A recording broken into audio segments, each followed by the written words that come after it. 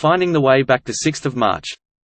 It's a classic tale of down-and-out man who finds purpose coaching a sports team. Ben Affleck stars as Jack, an alcoholic fighting with his past demons, but when he's asked to coach a high school basketball team, he might learn a little about himself in the process. A Quiet Place, Part 2, the 20th of March. John Krasinski's horror film, about a family who lives in a world alongside monsters who will attack at the slightest sound, was a box office smash. The sequel is bound to get just as many people in the seats, though R.I.P. to Jim Halpert.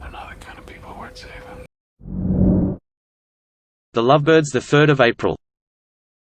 Don't you hate it when you're trying to enjoy a hot new relationship when you and your partner get framed for a hit and run and dragged into a bigger crime conspiracy? That's what happens in the new Issa Rae and Kumail Nanjiani comedy The Lovebirds.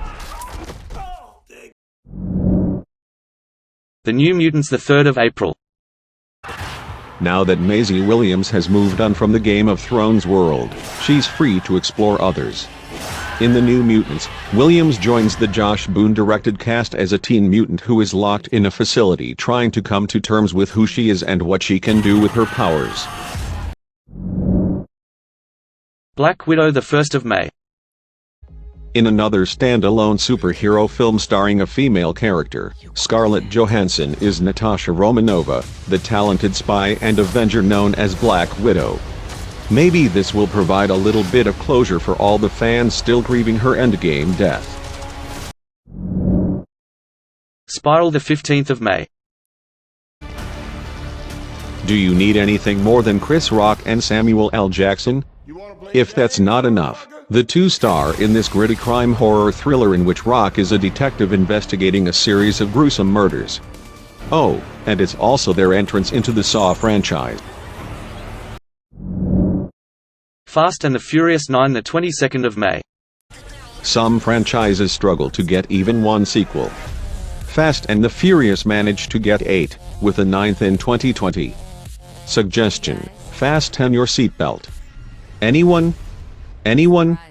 And somehow, Paul Walker is set to make a cameo in this one. Yeah, wait for it. Wonder Woman 1984, the 5th of June. Gal Gadot, Chris Pine, Robin Wright, and Kristen Wiig appear in the second of the Wonder Woman series. Patty Jenkins returns as director. It's just a trash can. Yeah. Candyman, the 12th of June. Watchmen's Yahya Abdul-Mateen 2 stars in this Jordan Peele-produced sequel to 1992's Candyman, the classic horror film about the murdered son of a slave who haunts the neighborhood where Chicago's housing projects once stood.